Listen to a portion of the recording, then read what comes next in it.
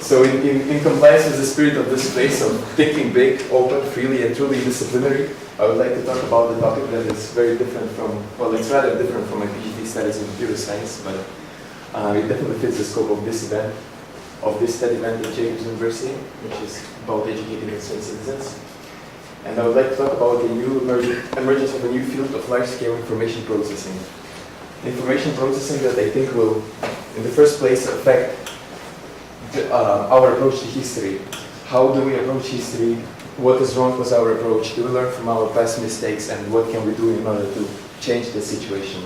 And of course, I'm going to be talking about processing this large amount of data. And we would probably need to use machine and algorithms for that. And therefore, I think there are going to be some implications on the artificial intelligence. And what I mean by centralization is not something like a centralized repository that has all the human knowledge in one database and like destined to destroy humankind. But I mean centralization that is gathering lots of data in one place and applying smarter algorithms or statistical methods in order to process it and extract the most crucial features. And history is definitely going to be affected by it, and I will show you why. And it's just the idea of these idealistic slogans where we say, we learn from our past mistakes and we're not going to repeat them, we know what the patterns are. But I think we didn't really learn. We still have conflicts, we still have hatred, we still have wars, and usually they're connected actually to the fact that people have different views of the history, and this is our past history, and we are creating new history every day, so let's do it a little bit differently and document it a little bit differently so that we don't repeat these mistakes and don't leave such a bad legacy for our kids. So the existing approach to history writing is old. Why? Because of the massive amount of information that we face right now. Who would even dare to manually process it? We can have a couple of people just working on it and finding a couple of biased opinions, depending on where they're geographically located. Me being in Russia, hearing one story and someone else telling me a different story on CNN, so I don't know who to really trust. We don't have any automated pattern detection. I mean, history is always repeating. It is repeating itself in many aspects, and it would be really nice to have some pattern detection that could tell us that, oh, maybe we shouldn't be moving in that direction and go somewhere else. And history writing has definitely been tightly integrated with the way the technology and the tools we had. And I'm not a historian, therefore this picture is not really representative or complete about the tools that we had, but starting in prehistoric times we had something as simple as stones and caves, and we just documented, not very descriptive, cannot tell what this guy is holding here. Then the paper was invented, and that eased the whole process, and we could transform it, we could express our ideas much clearer, and we could transport it and actually pass on the history. Then there was the pressing and printing machines, basically the same thing as paper, except that what it allowed us is to make it massive and more massive scale. And this stayed on basically for about 5 years. It was the same principle. We have a book, we either tell a story to our friend of what we read, or we just give a book to him to read it as well.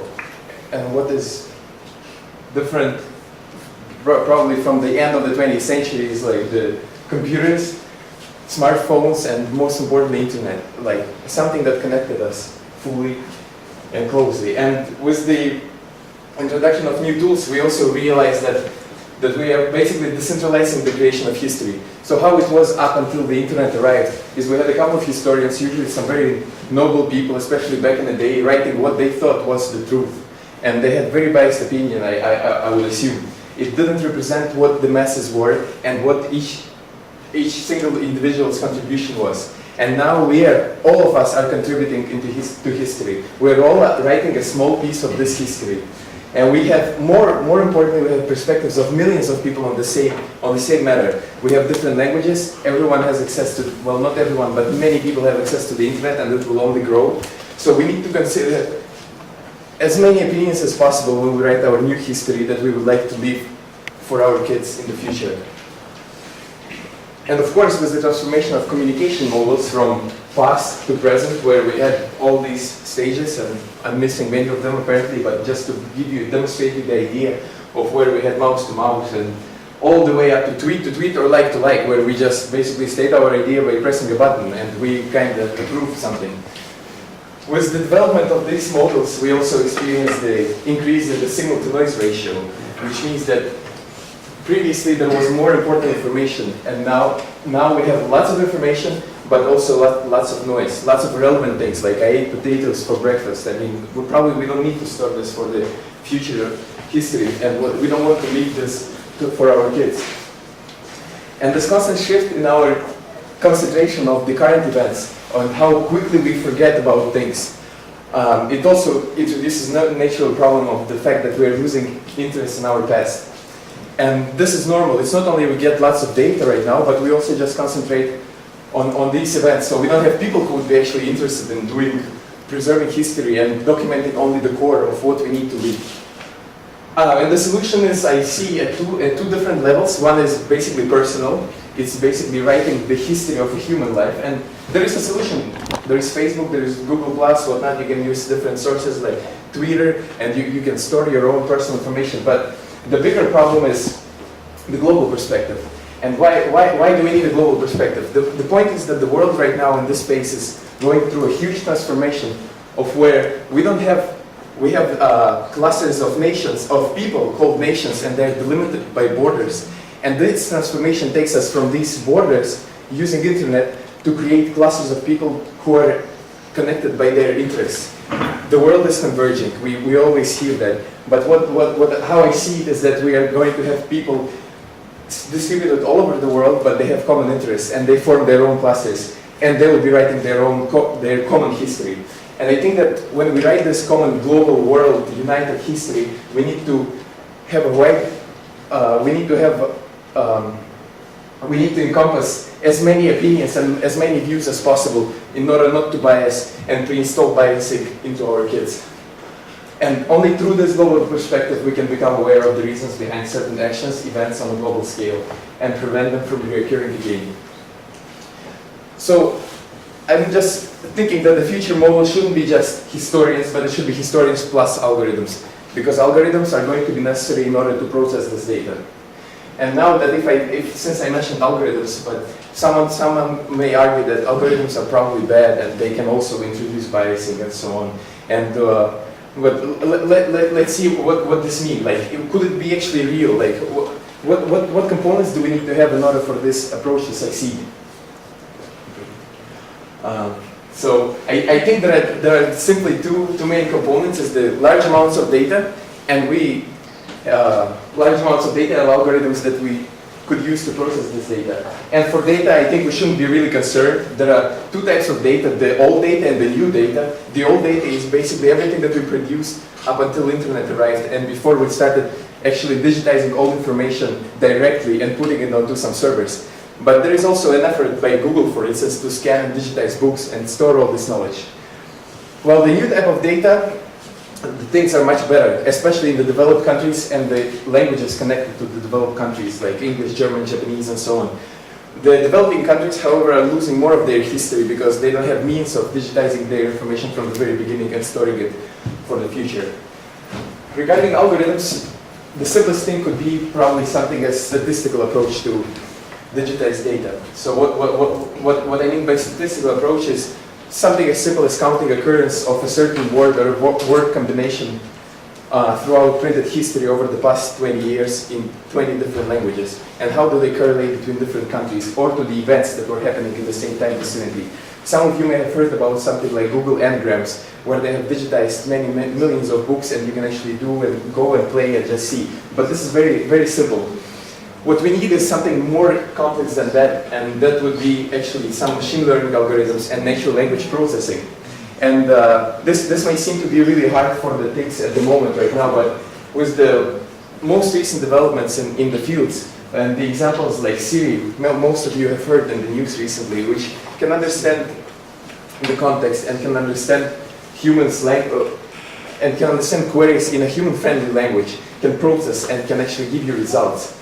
Or the IBM's Watson, which is an even more amazing example. It's of course, so for those who don't know what Watson is, it's basically a machine that can beat people in a game like Jeopardy, where it needs to answer questions on a multitude of subjects.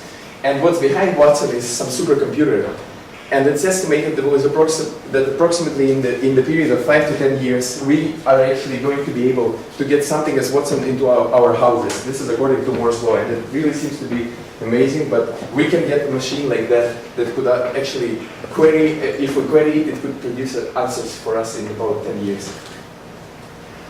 And the good part is definitely that both factors will improve. We'll get more data, we generate more data. There is Zuckerberg's law, one of the most recent developments, which was kind of exciting. And we also get better algorithms. According to some of the reports to the US government from last year, that algorithms actually beat the progress of Moore's law. So it's not only the hardware part that we are developing at a huge pace, but also the algorithms, the software part is growing at a fast pace as well. But what does it mean for a machine? And when I say this, I want to look at it from a different perspective. Not from a perspective where we take a machine, we treat a machine like something, like a calculator, where we put some input and we want to get some output. We treat it as a dumb object. But what about this ideas from the middle of the last century of artificial intelligence? A machine that can read, talk, approach, understand us, can talk about multitude of subjects and understand all sorts of people. What happened to that idea? Can a machine somehow benefit in that perspective from knowing our past history? And isn't it really a bit naive to expect a machine to understand what we are if we have no general large-scale idea of ourselves? What does it mean for a machine to understand like two different cultures? What does it mean for a machine to understand different nations and perspectives of people, their interests? And how would the machine understand this? I mean, it needs to know some more knowledge than just something as simple as a query. So I think that if we want the machine to resemble humans, then we should treat it as such as well. And first of all, teach it about our history. And it should definitely know about as many of us as possible. We need to provide it with feedback, and we need to realize that the smarter machine will be used by all of us, and it needs to understand as many of us as possible. And therefore, if we also treat it as a more like human-like object, I think we could roughly mimic the development of machine's lifetime, and could kind of map it to the lifetime of a typical human, where we have a birth and we have definitely some end. This, I mean, happened to everyone so far. And we have major phases in our lives where we are basically consuming energy, not doing anything, just being kind of rather dumb up to a certain point. And then we have kindergarten or preschool, then we have school and college. And how I see it was the current development of the machines. What we achieved right now is we have something like a 2-6-year-old baby, basically, which is crawling, which is trying to read, which is trying to understand the context, which is trying to understand what this object means, or how your trip to a cafe would result on your satisfaction with the meal and so on, tries to produce you answers. And I think that once actually this machine knows how to read more fluently, we need to raise its literacy level. And by raising the literacy level, I mean we need to systemize its reading sessions, basically. And what is better to read than our history? And in the process, I could also find out more about us. So I think it's not a question of whether AI will become intelligent in a human sense anymore, but it's rather a question of how we proceed with its educational process. And of course, there's going to be that moment, you know, when machine graduates from school and college and probably decides to leave its teachers, parents, and mentors, you know, to discover its own path, to kind of discover life, you know. And so let's write an unbiased history by considering as many as possible views. And in the process, let's open ourselves to artificial intelligence. And I really think that it's only through our automated or more automated understanding of our histories and realizing what we are as a single unit, a humankind unit, that we can get one step closer to artificial intelligence and bring artificial intelligence one step closer to us. Thank you.